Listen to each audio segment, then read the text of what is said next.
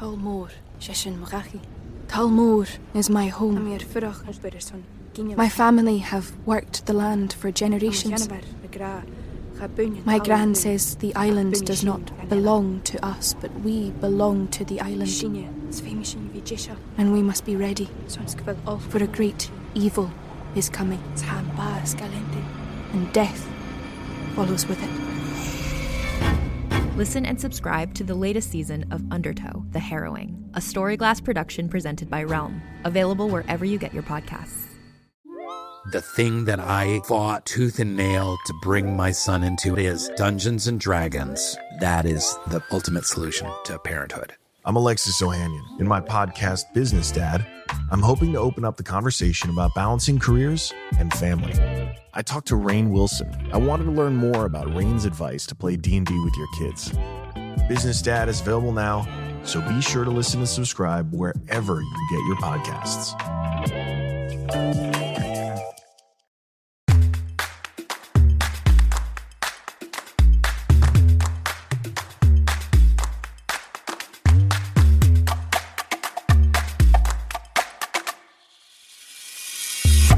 Hello, world. Welcome back to Thanks for Coming In. I'm your host, Jillian Clare. Here we are. We're doing another episode. How are you doing today? I am doing good. Thank you for asking.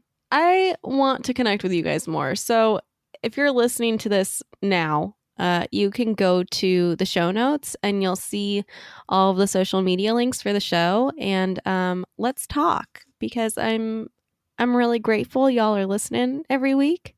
It's been really fun for me. It's kept me busy, which is nice because I'm a workaholic and staying home all the time has just about killed me. I'm just driving in my car a lot, which is interesting. I got a new car though, so that's exciting. I haven't had a new car in like 10 years. I got my first baby that I bought when I was like 18. And I haven't had a new one since then. So I got a new one because she needs to be retired, that car. I love that car and I'm not going to get rid of her. I refuse. But I got a new Nissan and I love it. It's very exciting. I feel like an adult because I have a new car and I haven't had one in so long. And it's the first car that I've actually got that is like brand new. Like I've never had like a brand new anything before. So that's cool. I don't know why I'm saying that, but it was an exciting moment in my life. And I think it's probably the best thing that's happened during quarantine. So that's my car story. I hope you enjoyed it. Today on the show, I have Stephen Kramer Glickman. You know him as Gustavo from Big Time Rush, but he has a crazy story in store for you. And I'm really excited for you to hear it. He's also in Netflix's White Fang. He was in the movie Storks. He does a bunch of improv. He also has a line with Hot Topic. He is just out there killing it. He's hella funny. I just said hella like I'm a surfer dude. I don't know. Is that a thing anymore? Do people say that? Anyway, here's my conversation with Stephen Kramer Glickman. Everybody, welcome Stephen. Hey, thanks so much for having me. How you doing today? I'm good. This is a nice day. I just finished watching some show on Netflix, Never Have I Ever, and I just watched that too. It's so good. So good. The writing and the cast, everything about that was just so lovely. They did a great job. Yeah, I really loved that show. I binged it all in like one day. I thought it was just really cute. Yeah, it's funny how like certain shows you can binge just, you can watch everything. Like Upload on Amazon Prime, I think I started on Saturday, I finished Sunday morning. Like I just watched the whole thing. And same thing with this. I started watching it yesterday at around maybe 10 o'clock and I finished it just about an hour ago. Yeah. Isn't it crazy now that we just like binge entire series? Like we're in a couple days. We're just like, yeah, I'm just going to watch this whole show. Yeah, it's insane. It's amazing. Yeah, I never thought that I'd be able to do that back in the days when you'd have to wait an entire week to see another episode of something. Oh yeah. That's how I am with 90 Day Fiance. It's like it comes Sunday. I'm like, 90 all right, Day let's go. Fiance. Let's light it up. Let's light it up. Oh no! I don't think I've ever seen an episode of that show in my entire life. Oh, you are missing out. It is the Fast and Furious of television reality network programming. It's like if crystal meth was a reality show. That's what that is. It is Oh my God. high octane, fucked up. Sorry for the language, but it is. You're good.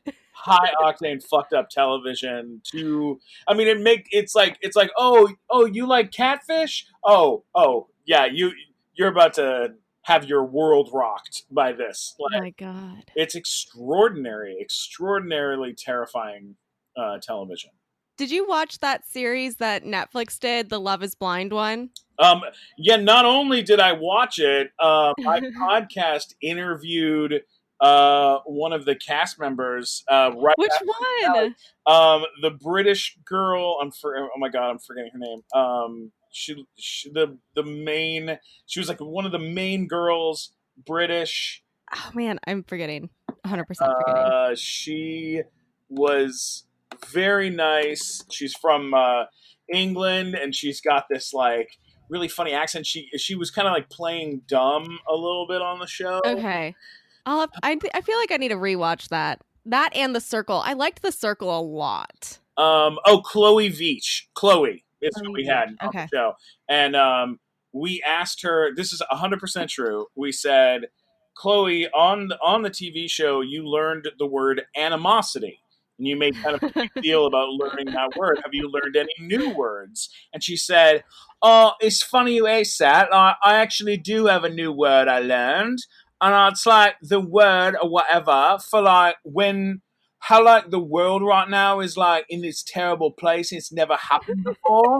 It's like the word for that. And we're like, unprecedented? And she goes, yeah, that's the one I learned. And we're like, well, you didn't, because you didn't know it. You didn't use it. You read it once, and that was it. Like, holy shit.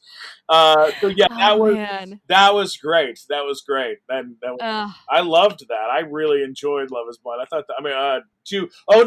I'm talking about Too Hot to Handle. I did watch. Oh. Yeah, I did watch Love is Blind as well, which is ridiculous. I need to watch Too Hot to Handle now. I'm going to write that down. Yeah, Too Hot to Handle, that's the show, the reality show. Sorry, I have a bell on my desk. I don't know why. The Too Hot to Handle is the show where you can't touch it's all a bunch of hot people, and they can't touch each other. Oh, poor hot people. I know. It's like, come on, hot people. Don't you want to touch each other? But they can't, because they lose money every time they touch each other. Oh my God. It's terrible. It's like the game that you used to play when you were a kid. The floor is lava, except other people are lava. Exactly. You get it, Jillian. You get it. I get it. You get it. Oh man. Good times. Good times. All right. So take me back. What got you? Because you've done so much. I was looking you up and I'm like, oh my God, this guy is like unstoppable. He's doing everything.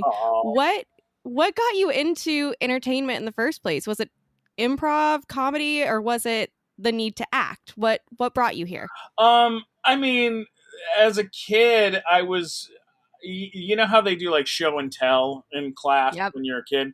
So like when I was a kid and I'd be in like second, third grade and like those grades, it was like, I wanted to do show and tell every day. And every day I had like some sort of thing I wanted to show everybody. Like, and they were like, that's not how this works.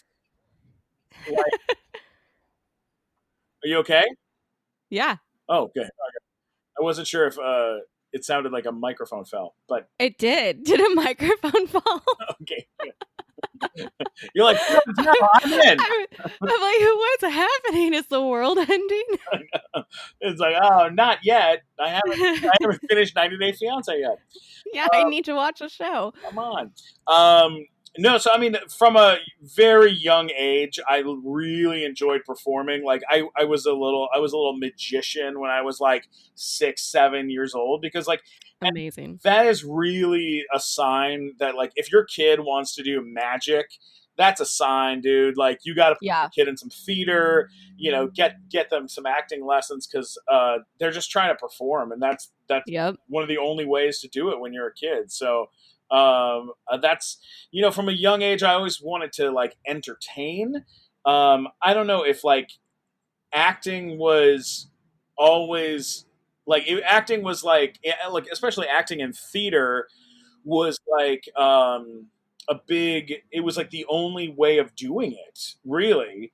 Right. It's the only way to get the performance out of you and the attention that we all seek as performers. Yeah, and I was as a little kid, I grew up in San Diego.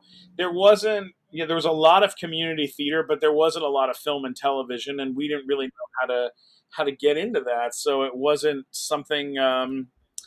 Wasn't really an option, and so doing theater was kind of like the way to break in and learn the craft. And so I mean, I did community theater my entire childhood, and then That's amazing. all the way through high school. I mean, I did like four musicals a year throughout high school. That's awesome. I loved doing theater when I was a kid. I thought it was the most fun thing in the world. Oh, so much fun. And like, just such an incredibly good time. Like, I miss doing live theater so much. But yeah, because you create this like family of people, and it's so warm and welcoming, and having that applause at the end of the night is always just so nice. Oh yeah, that's why I started doing stand up, was because I was on tour doing a musical that I hated doing. I hated this particular show. Oh no! It was a terrible musical, and we got to this place where it was like we got to Canoga Park in the Valley in Los Angeles, and the tour had to stop for a month, and we just had to wait out like some problems that had happened to the theater that we were going to be performing in. Oh my gosh! And there was a stand-up comedy show in the basically next to the hotel where we were staying at, and I ended up trying it there, and then leaving the tour to just do stand-up and live on another comedian's couch, and that's kind of how it happened for me. It was like, I love that. I love that you found something else and you're just like, okay, I'm done with you. Bye. I'm over here now. Yeah, and it really was like, the idea of writing jokes and then getting up on stage and telling jokes and telling stories and finding your voice. And I'd always been such a huge fan of stand-up and had been listening to, comedians my entire life. So I was like, I badly wanted to be a part of it. I just didn't really know how. And then get it. And then I got the opportunity, and it was like, oh, okay. And you're still doing stand-up. Yeah, you're still doing that because you just had that album come out. Yeah, my album came out in March, and it's done well. So cool. And it's it was it's something that I still do. I'm doing it in 10 11 days from now. Me and Tom Green are doing and a couple other very talented people, Ian Edwards and Ben Glebe. The 4 or 5 of us are doing a big show that's online, but it's for Chicago, for the city of Chicago, and it's going to be a whole big gigantic, it's a Zoom show, but where there's hundreds of people on the Zoom watching you perform. Wow, that's so cool. It'll be neat. It'll be a neat situation for sure. I love that. I love that it was like you found this thing and then you're still doing it all these years later, and it's something that's huge now for you. Oh yeah. And like, the comedy community kind of like knows, like they know that like I came up in musical theater. They know that I'm like, I tried to hide it as long as I possibly could, but you can't hide things. Google exists. Yeah, seriously. Once I got onto Nickelodeon too, it was like, this is really weird to say this, but like most of the comedians at the Comedy Store and the Improv and stuff. Yeah. When I got Big Time Rush, it was not like, it was basically like, if you're a comedian, you're a comedian, and that's it. Like, you just are Right. a stand-up comedian, and you don't also take acting classes and stuff. And then slowly, right around the time I got the Nickelodeon show, I remember hearing that a couple people were taking acting classes, and that Mm. it wasn't like embarrassing anymore to talk about trying to do other stuff, because people kind of, comedians at the time were kind of like in a weird place. And this is 10 years ago. So the vibe, the energy around stand-ups was like, it was just a weird place, man. It was like Carlos Mencia and Larry the Cable Guy, you know. And it's changed so much now with people like Joe Rogan and Bill Burr, Yeah. all these super, super talented, Maria Bamford and Sarah Silverman, all these like insane. I mean, I feel like people are more interested in stand-up comedy now as well. I think Oh more than yeah, ever. huge boom right now. I mean, my God, the amount of money that Netflix has spent on stand-up comedy specials, So much oh my God, money. it's outrageous. It's outrageous. It's crazy. Yeah. Tell me about, because you have a podcast too, right? You have the nighttime show. Yeah. We've been doing nighttime show for 4 years now. That basically came out of like having, how this business is. We were talking about this, pre-show, that like you have from being on Victorious, and then from from doing the Victorious movie, and then from Mm-hmm. just your history in Hollywood, like a lot of famous people, and people that are hard to get to for most of America. And Right. it's the same kind of situation that I'm in, where like I go to a movie premiere and Joey Fatone from NSYNC is there, and then Mm. we hang out, and then that would be the end of it. And Right. maybe we go get lunch, but that's the end of the thing. And it's like, well, Yeah. wouldn't it be cool to have something that I could go, hey, would you want to spend an hour with me sitting, in person and talking about, your life history, and by the time Yeah. that hour is over, you and that person are bonded for forever, for knowing more about each other, and growing this connection. It's so true. I've even had friends on here that there's just things that I didn't even know about them that I felt like I should because I've known them for so long. And you still learn so much just over a podcast. Oh yeah, oh absolutely. I love that about podcasting, is like, um I mean, I do the show with three of my best friends, and How fun. yeah, which is really, really fun. And it's also been a fun opportunity to kind of like do stuff like, I mean, sometimes we drive each other crazy, but As you do. yeah, but we've also gotten to do things where like one of them says like, oh, who I've always wanted to meet is this guy. And then I go, okay, all right. And then I go make some calls, and then I'm like, guess who's on the show? And they're like, no way. And you get the person that they've always wanted to meet. And Oh, wow. they get to ask all the questions they've always wanted to ask. Like, we just did that with Lance Henriksen from Aliens, Yeah. Terminator, and all sorts of cool stuff.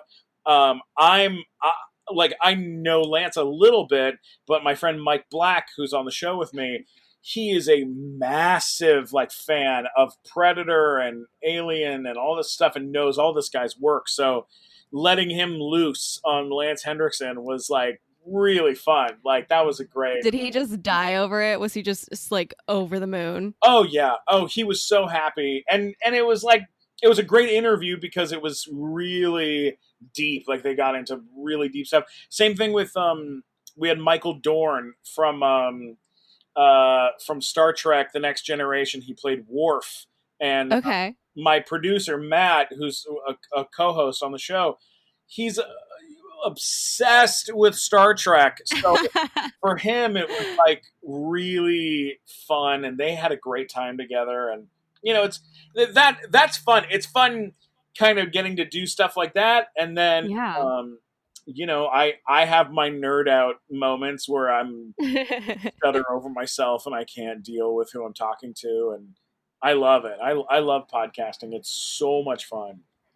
I'm having a lot of fun. I didn't think that I was going to like it as much as I did. Like, I thought maybe because I don't know. I'm a talker. I'm an entertainer. So I thought that I'd probably be good at it. But I was like, oh, wait, this is really fun. Who's your favorite person that you've had on and in the last, or throughout the whole run of it? Do you have any big favorites? Goodness, my really good friend Eric Martzoff, he was our premiere episode, and I've known him since I was literally 12 years old. I used to babysit his twins, and I thought I knew everything that there was to know, like, about his career, because we've talked so much, and he's kind of been like a big brother for me. Sure. But I heard this story from him about him almost being Cyclops in X-Men. Whoa! Before they got Hugh Jackman to be Wolverine, he was up for Cyclops, and then once they found Hugh Jackman, they recentered the story around Wolverine, hired Hugh, and then told Eric he looked too much like Hugh Jackman.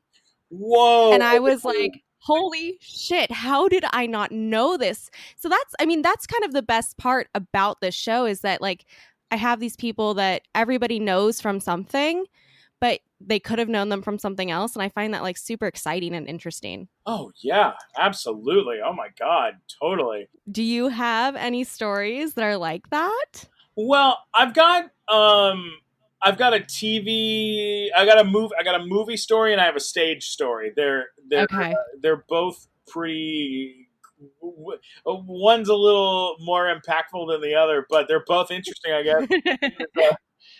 There was a movie called Ride Along that was Kevin Hart and Ice Cube. Yeah. And there was a character in Ride Along where the cop they get called to the scene of a crime, and when they get there, it's this guy, and he's running naked, completely naked through a grocery store, and he's like knocking over all sorts of stuff and just acting real crazy, and then he tackles Kevin Hart. Oh my God. And I went in for it and did well. And then at the callback, I got a callback and went to the callback, and they said, I said, do you want me to take my clothes off for this? And they were like, well, I mean, you can, whatever you're comfortable with. And I was like, okay. And I took all my clothes off except for my underwear and kept my underwear on. Oh my God. And they were like dying. And I like ran around the room in nothing but my underwear and and I just crushed. I crushed. And I left. Yeah. And I was like, oh, I think I may have this. And then they called and said, okay, the studio, the movie studio wants you, but Ice Cube wants this actor named Gary Owen, who's a very famous comedian, but he's also very, very well loved in the African American community. Like, he's a white guy with red hair, but he was the first white guy to ever have a comedy special on BET. So wow. he really, like, he's a very funny guy, but he's also has like a huge following that I did not have. Like, like my following is all like Nickelodeon and you have like 14-year-olds still following you. Yeah, so it was like, oh, this is a tricky call to make of who's going to get it. And then they said, okay, be ready to fly on Friday. We'll let you know Friday morning if you have the job or not. You can shop from anywhere doing pretty much anything. You might shop while working, eating, or even listening to this podcast. And however you shop, we all know and love the thrill of the hunt. But do you also know how to get the thrill of the best deals? Because Rakuten shoppers do. With Rakuten, they get the deals they love with the most savings and cash back. And you can get it too. Start getting cash back at your favorite stores like Sephora, Nike, and even Expedia if you're looking to get some travel in. And getting cash back doesn't mean you have to miss out on sales, because those can just be stacked right on top. It's easy to use and based on a simple idea. Stores pay Rakuten for sending them shoppers, and Rakuten shares the money with you as cash back through PayPal or check. Download the free Rakuten app and never miss a deal. Or go to Rakuten.com to start getting the most bang for your buck. That's Rakuten.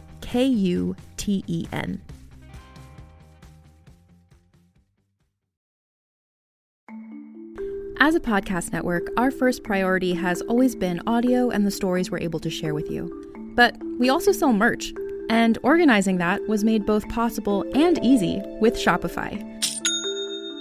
Shopify is the global commerce platform that helps you sell and grow at every stage of your business, from the launch your online shop stage all the way to the did we just hit 1 million orders stage. Whether you're selling scented soap or offering outdoor outfits, Shopify helps you sell everywhere. They have an all-in-one e-commerce platform and in-person POS system, so wherever and whatever you're selling, Shopify's got you covered. With the internet's best converting checkout, 36% better on average compared to other leading commerce platforms, Shopify helps you turn browsers into buyers. Shopify has allowed us to share something tangible with the podcast community we've built here, selling our beanies, sweatshirts, and mugs to fans of our shows without taking up too much time from all the other work we do to bring you even more great content. And it's not just us. Shopify powers 10% of all e-commerce in the US. Shopify is also the global force behind Allbirds, Rothy's, and Brooklinen, and millions of other entrepreneurs of every size across 175 countries. Because businesses that grow with Shopify. Sign up for a $1 per month trial period at shopify.com/realm, all lowercase. Go to shopify.com/REALM now to grow your business, no matter what stage you're in. Shopify.com/realm.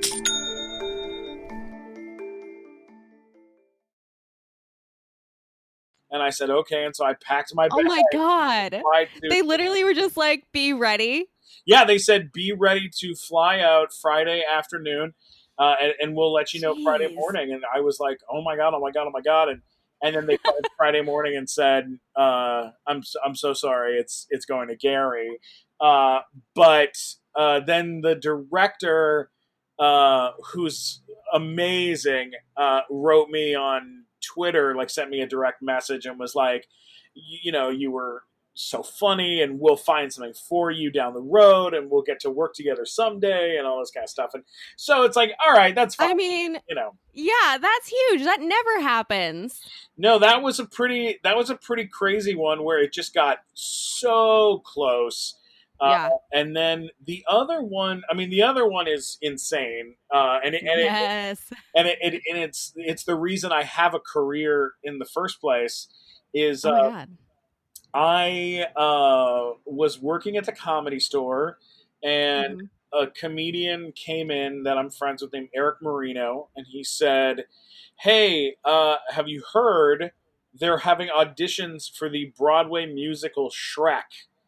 And they're looking for Shrek for the Shrek musical. And I said, he said, you should go in for that. And I said, my exact words were, and you should go fuck yourself, because that's so rude to say that, like, I would be Shrek. Like, give me You're like, screw you, man. Oh, the worst. So rude and such a shitty thing to say. And he was like, no, dude, like, I know you have a singing voice. I know that you would crush it. Like, you should go in and blah, blah, blah. And I was like, oh my God, no, I'm never doing anything like that. Not interested. It's just such a backhanded compliment. Oh, yeah, so rude. So, like, about a month or two later, he comes in again, and he's like, dude, it's happening again. They haven't found Shrek. You need to go in. You're perfect. Oh, my God. And I was like, oh, my God, come on. And I told my family, and my family was like, oh, my God, of course you need to go in for that. And you're like, thanks, everyone. And so thanks so much, guys. So I go to this open call in Burbank, and if you've ever been to an open call, it's like hundreds of people there. And it's the worst, because you're just sitting there watching all the other people go in, and usually it's like, can you do a 30-second dance, and then 30 seconds or this many bars of a song, and then we'll see you act if we like your singing and dancing. Oh yeah, that's exactly how it was. And it was 100 fat guys in the room and me.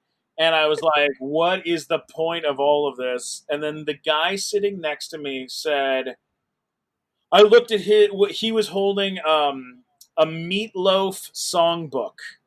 No. And I said, why do you have a Meatloaf songbook? I didn't even know they made Meatloaf songbook. No. And he goes, well, because Shrek is a rock musical. And I was like, what? What? It's like, yeah, the character has to sing like a rock tenor. And I was Oh like, my God. oh. And he goes, why? What did you bring? And I was like, the bare necessities. I was like, I just figured, big. That's the bear in Jungle Book is a big guy. Like, they're looking for a big character. That's a big voice. I'm dying. I don't know. And the guy said, well, yeah, don't do that. And I was like, well, what else do I have? So I went out to my car and I popped my trunk and I looked in my trunk and I had a Ray Charles songbook. And Okay. I was like, okay, I guess I'll just do a Ray Charles song and that'll be what I do. And I went back in and I sat there with all the other guys and waited until all the equity people auditioned. Yeah. And then it was finally my turn to go in. And I walked in and it was Tara Rubin, the casting director, and Jason Moore, who would go on to direct Pitch Perfect, the movie. Oh, wow. And so it's just the two of them and me and the piano player. And I was like, all right, I'm going to do What I Say by Ray Charles. And I handed the guy the sheet music and I sang and I finished. And the director looked at the casting director, looked back at me and said, we've been looking for you for 3 years. What? That is 100% true. Holy crap. And what a thing to hear. I went, what are you talking about? Can you read for this now? Can we give you sides and would you read? And I said, yeah, for what character? And they were like, for Shrek. And I was like, why would you have me read for Shrek? There's no way you're going to cast an unknown for the role of Shrek. And, right. And they said, well, we're thinking about casting an unknown. That's why we're doing this. And I was like, wow. Okay. And so I took the sides. I went outside. I didn't have a Scottish accent. I hadn't seen Shrek in maybe since it had been in the theater. Yeah. So it had been a few years. So I mean, I did like a British accent. I came back in. I did the scene, and they were like, "Can you come back tomorrow and have go watch the movie tonight and like work on the accent and come back tomorrow?" And I said, "Yeah, okay." And so oh my God, this is crazy. On the way home, I stopped by a video store. Oh, I'm sorry. What can you say? A video store? What is that? Video store. A store where they sell videotapes. And for all of the teenagers listening, that's an actual store with videos in them. Yeah. And I went in and I picked up a copy of Shrek. I bought it. And I remember it was like $14. And I remember that being a big deal, like an investment. Yeah. Like I was like not used to spending money on or doing anything. I was like, $14. How the fuck am I going to pay? You're like, son of a bitch. Like, there's my dinner tomorrow. Yeah. I was like, I'm missing dinner for tomorrow night. That's how this is going to go. So I watched it. And I sat there and I listened to his voice all night. I think I watched the movie probably 6 or 7 times. Oh my God! Over the next 24 hours, waiting to go back to the audition, and felt like I had a pretty good version of the voice. And I went back in the next day and just crushed it and got lots of laughs. They asked me to do another scene, and I did another scene, and same thing, like where it was pretty solid, just vibing. Yeah, and then they were like, "Can you come back again?" And I said, "Sure." And then I kept going to callbacks, and it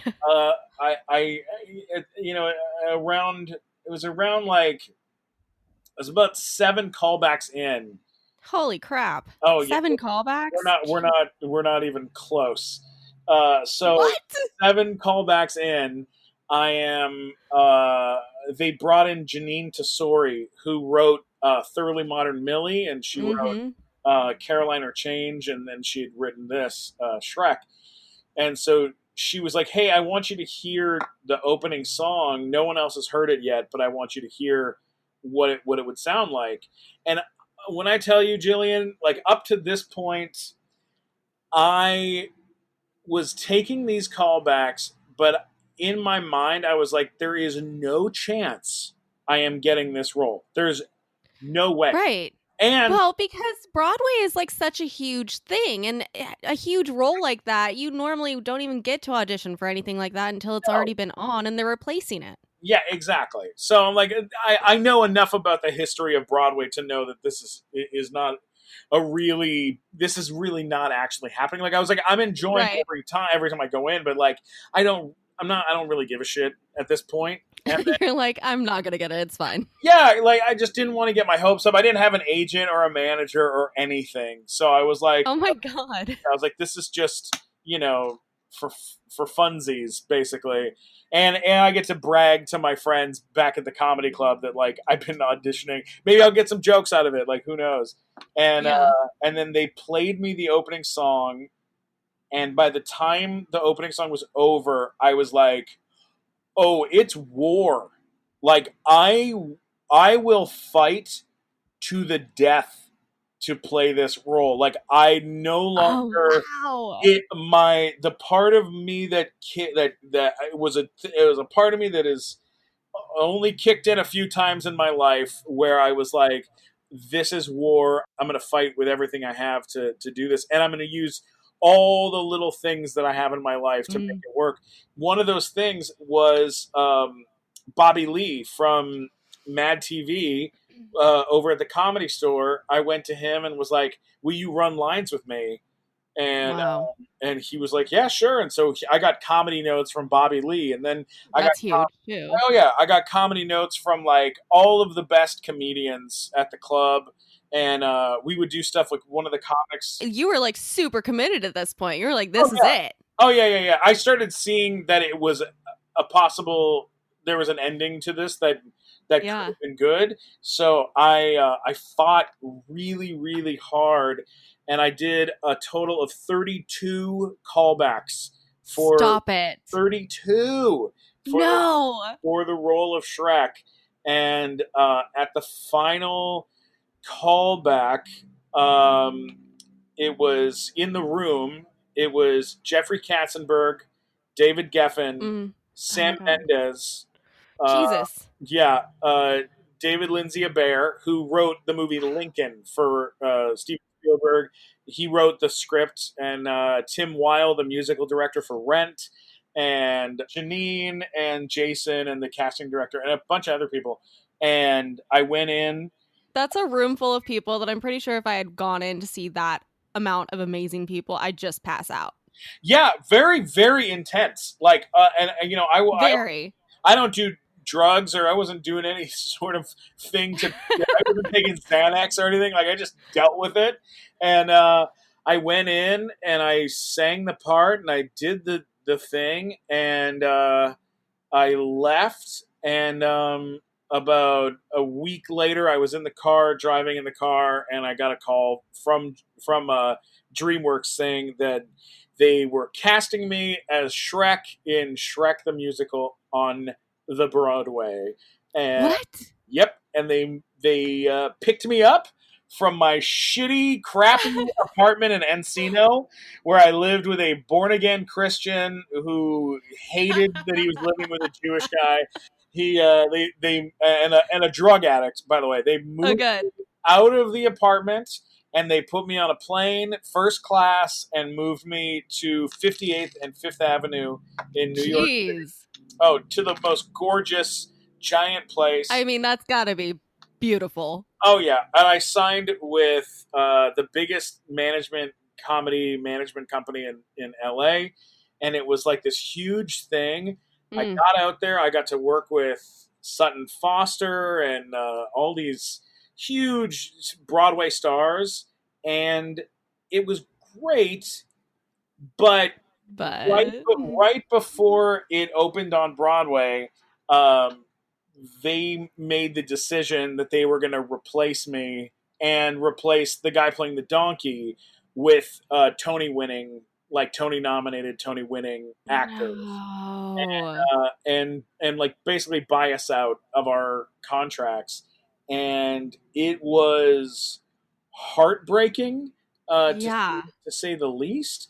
But uh, we both got royalties on the show for 20 years. So Holy crap. yeah, so anytime the show plays anywhere in the world, we get sent a check in the mail, which is pretty cool. That's pretty Uh, dope. yeah, and I was super lucky that, like, even though it was a really hard thing to lose and to get so close, a couple of things happened, that not to drag this story out forever, but a couple of things happened that made this a little more interesting. Uh-oh. This happened in 2008 at the height of the crash in New York City. Yeah. A ticket to see Shrek on Broadway was hundreds of dollars, and the budget on Shrek was, I'm pretty sure, let's see, budget on Shrek the musical. Google. Googling, yeah, yeah. The budget was somewhere between 25 million and 55 million, in that range. Um, the problem, so the tickets were high. The show flopped really hard in New York City. It did not do well. They cut a lot of the music that was incredibly beautiful, right, kind of right before it opened. Oh my god. It got nominated for Tonys and Drama Desk Awards, but it didn't really win very much, or I don't think it won anything. And at the same time as it opened on Broadway, I was cast on Big Time Rush on Nickelodeon. Oh wow. So it was sad, because I was out of this thing, but it was like, not to be like God has a plan, but it's like, the the world works in mysterious and magical ways, and Yeah. if I would have been cast in Shrek, if I would have played Shrek on Broadway in the Broadway musical, the rest of my career would probably I would It would be so different. yeah, You just don't even know what it would be. I wouldn't have the life that I have now, which I am incredibly lucky that I have. So, that's just Wow. that's how that goes. That's how that goes sometimes. Yeah, that's how it goes. But it's true.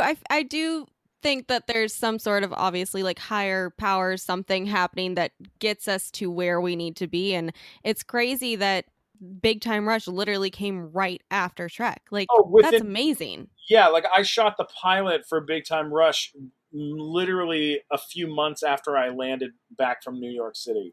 Wow. And what was crazy was I met with the president of Universal, and the president of Universal was like, "Oh, congrats on starring in Shrek on Broadway. That's so great. I heard you did a great job. So let's talk about what's next for you." And I said, "Oh, I only actually starred in the Broadway workshop of Shrek the Musical, not the actual Broadway run." And she said, "Don't ever tell anyone that ever again." Shut your mouth. Don't say that. Yeah, and I said, "Well, I don't want to be dishonest." And she was like, "If someone that is the head of a studio or network says congratulations on something, just say take it." Yeah, just take it and be quiet. I don't know what a Broadway workshop is. I don't care about Shrek the Musical or whatever the hell it was. Like, I don't know any of the songs from it. It doesn't make any difference. All I heard is, you are good. You are now in my office. And that's the end of the story. And I was like, okay, all right. Like, I can got it. Yeah. Moving on. Yeah, seriously. So it was, wow. It was an interesting lesson to learn that, like, what matters to you doesn't always matter to everybody else, of course. But Right. also, like, accomplishments are accomplishments. Like, doing the job that I did out there was a big enough thing. It doesn't need to be more than what it was. Like, it was I like, I don't have anything that I really regret or wish that I would have done differently in the Right.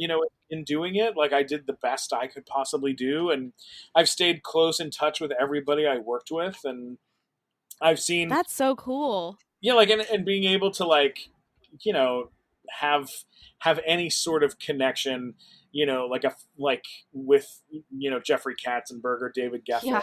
Sam, or any of these people. That's, I Like, mean, those are huge people. Like, those names are just massive to me. Like, I see those names, I'm like, oh wow, hi. yeah, it was a really, it definitely made a big impact on my life. So lucky that Wow, worked what out. a story. I can't get past the whole 32 auditions thing. Like, that just is woof, duh. Yeah, it was a lot. It was a lot. That's so much. It's It just so was. I mean, it was much. literally how I was spending my days, and they would, the callbacks were not all like, okay, you come in and you go up against a bunch of other people. The callbacks were sometimes like, come in, spend some time with the musical director, work on a song, hear, Wow. like, or like work on something else, work on the accent. Some of the callbacks were performing with other actors that they were Hmm. considering, where they were just testing chemistry out between different people. Yeah. But it was a lot. It was a It's lot. almost like they were like grooming you for the role. Yeah, I think they were trying to figure out if if having an unknown person was going to work for them, or if they, because a lot of times with Broadway workshops, that's really how that works. Um, the woman who played Elphaba in Wicked on Broadway, uh, Stephanie Block, she played Elphaba for Mm. years in Broadway workshops and readings of Wicked, until right before it opened and was replaced with Idina Menzel. And it's that's the sad truth. I mean, Stephanie Block's voice. You ever get a chance to check out her performance as Elphaba on YouTube, and you'll be like, "Oh my God, that's who was I'm written. gonna do this. It was I'm written gonna do for this her." right after. Like, Wow. she's a coat of paint on that sheet music, forever, Mm. which is pretty cool. Wow. Well, thank you so much for coming on and sharing both of your stories. I mean, Of what a course. crazy ride. I mean, so cool. Yeah. Oh, it is such a crazy and fun business, and has, uh, learning how to trust the people that are on your team, Mm-hmm.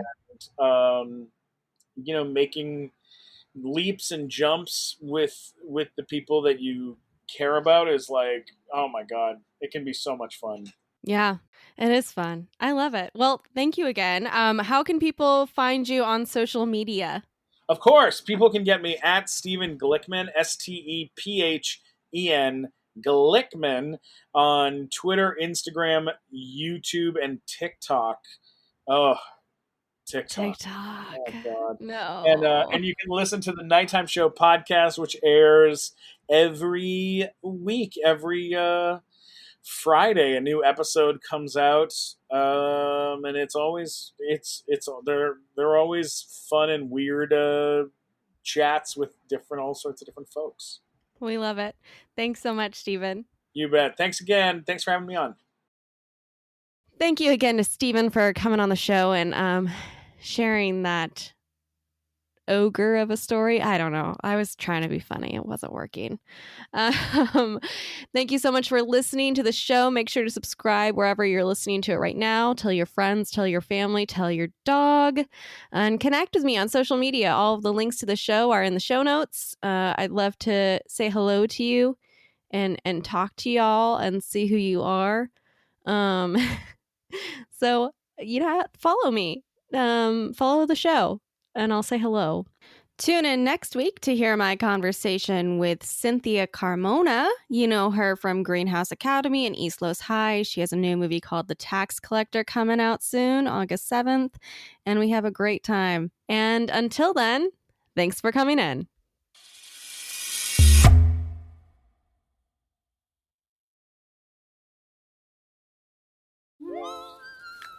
Hi, I'm Alexis Ohanian.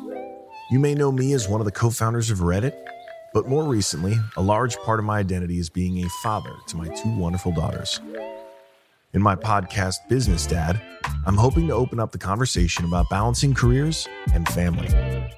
The one thing I constantly hear successful people say, without fail, is that they wish they'd spent more time with their kids. That's time no one can get back. So I decided to create Business Dad, to engage in the conversation about how we're spending our time now, providing a forum for successful dads to share their joys and challenges of being a working parent. You'll get to hear from a wide range of business dads, from Rainn Wilson and Guy Raz to Todd Carmichael and Shane Battier. And while this podcast will talk about business and will definitely be featuring dads, I think everyone can learn something from these incredible conversations as we unpack the expectations we all have about careers, relationships, and ourselves. Business Dad is available now, so be sure to listen and subscribe wherever you get your podcasts.